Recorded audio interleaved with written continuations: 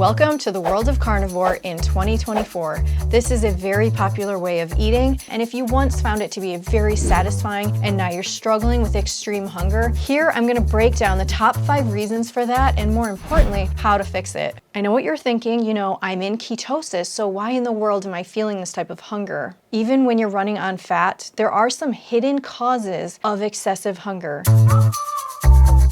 So many people underestimate the amount of food that they need to eat when they're eating the carnivore diet. If you're eating this way, you do need to eat a lot more than you might expect. It is perfectly normal. For some people, they may want to add in a bunch of eggs. For me personally, I feel like eggs are very filling and that's a great thing to add in. Then you may not need to eat as much of that meat if you have a bunch of eggs added in. Now, when it comes to eating, you do not need to eat 1 meal a day. This may be popular, you may hear people talk about it, and it works well for some people. It does not work well for everybody. It can be a strain on the body for some people. Everybody is going to be different. I personally will eat 2 to 3 meals a day. One thing I learned from carnivore is that when you are hungry, eat your meal. Eat your big meal. Do not go for the snacks, do not go for treats, just eat your meal and then you're good.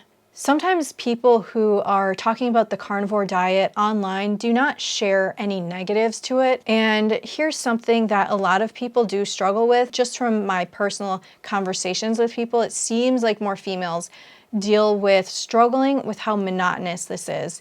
Some guys out there are just like so happy to eat their steak every day and they're just good to go for the rest of their lives. But a lot of us aren't like that. If you are using the carnivore diet as an elimination diet and you are able to add some things in, that could really help you to enjoy what you're eating so that you actually eat enough. I've also found that adding some foods in just keeps me full for a lot longer, and I don't need to add very much in for it to have this effect. I tend to be a lot more hungry when I'm just eating plain meat.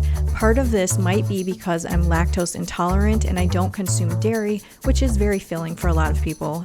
I know some people want to be like strict carnivore absolutely forever, and if that works for you and that's what you're doing, then that is great. But there are a lot of us out there who want to add certain things in. For me personally, there are certain things that I've added in that have really helped me to stay full longer and to eat more and to be way more satisfied with what I'm eating.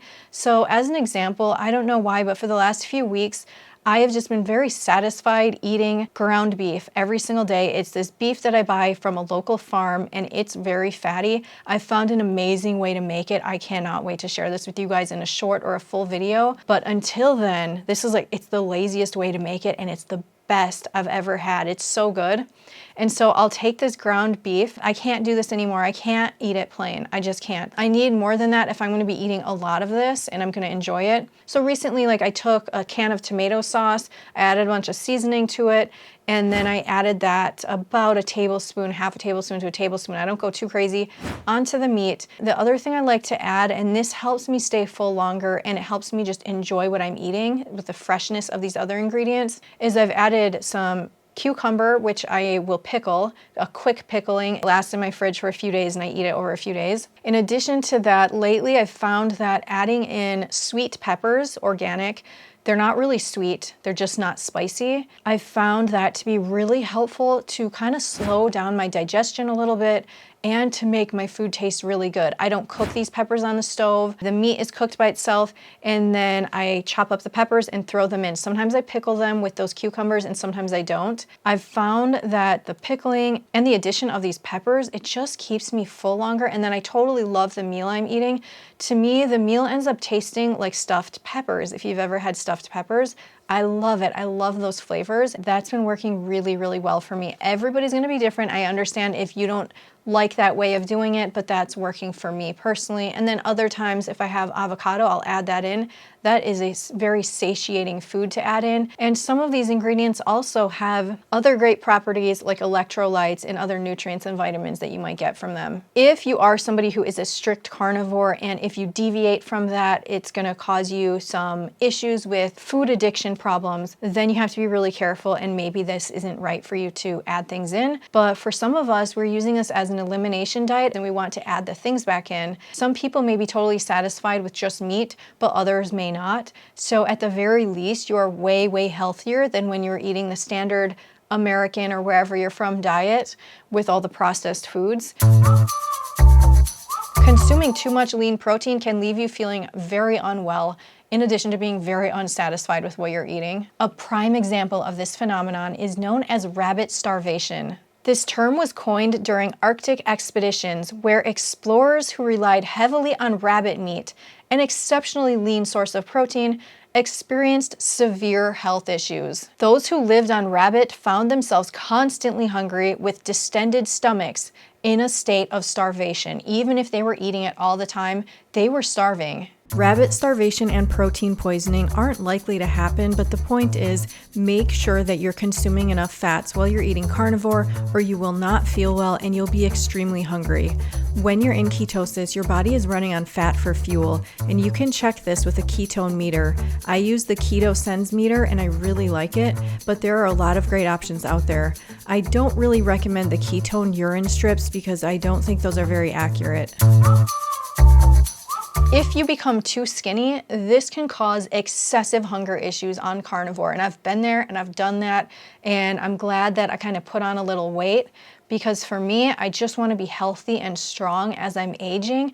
Every year, once you get past a certain age, you lose a lot of muscle mass, and this can put you at risk for frailty when you get older. You want to retain as much muscle as possible, so you don't want to get too skinny. And I have seen a lot of people who are doing carnivore and people who are vegans who end up getting too skinny, in my opinion, and it's not ideal. It puts a lot of stress on your body and all your hormones, your male and female hormones and your stress hormones. And in addition to that, it can affect hunger and satiety hormones. So if you find yourself getting too thin, this could crank up your ghrelin levels. This is the hormone that signals hunger. Your body is going to be telling you that it needs more energy because it senses a lack of your fat reserves. And this can create a very frustrating cycle of constant hunger that makes it really hard to stick to the carnivore diet. You also need to think about other factors of your lifestyle. If you're working out, you may need to eat even more than what you're used to eating.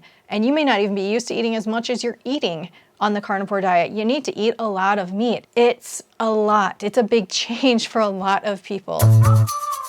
When you're eating only meat and you're not consuming carbs, your body retains less water and it excretes more sodium. This can lead to an imbalance in important electrolytes like sodium, potassium, and magnesium. This can lead to hunger issues, to muscle cramping, and fatigue. To fix this, just make sure that you're replenishing your electrolytes regularly by adding in a good quality salt to your meals or by taking an electrolyte supplement.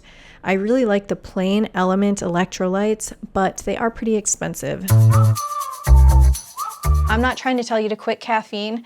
I did quit caffeine and it's tough, you guys. It's very tough. But the truth is, when I personally was having my worst issues of extreme starvation problems, it was related to the caffeine. I can't believe I'm saying this. I didn't consume that much. I had a coffee in the morning and then a yerba mate several hours later. When I quit, which was a couple of months ago. I have a couple videos on it. Check it out here. When I quit, my hunger, my insane, out of control, out of this world, out of my body type of hunger, it stopped. That insane, insatiable hunger problem, it stopped. A lot of people feel that caffeine suppresses their appetite, and I know that's what we were taught. And for some people that may be the case, but it was the total opposite for me. For some people, coffee can suppress your appetite in the short term, but it could lead to crashes and cravings later on. The other thing to think about is that excessive reliance on stimulants can mask your true hunger. So if you can cut back on the coffee or try to incorporate decaf, try to do something like that, it could really help you try to curb your hunger issues. I also want to say it's important to be very cautious with artificial sweeteners.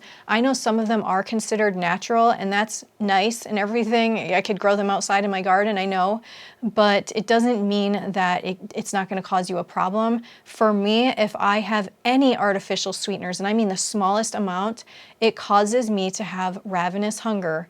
And so I had to cut that out. But even after cutting it out, it improved things greatly, but it didn't get rid of everything. And then later, my issues just ramped up so much worse, and it was as a result of me consuming the coffee and caffeine. Since then, like I said, I've quit, and my hunger and my body is just zen. It's all calmed down so much, and I have a lot more peace going on. When I'm hungry, I'm actually hungry. If you're struggling with these hunger issues, it's definitely worth trying some of these things out. And if you found a solution, please share that down below in the comments section. If you haven't subscribed, please subscribe to my channel. Thank you so much for watching, and take care.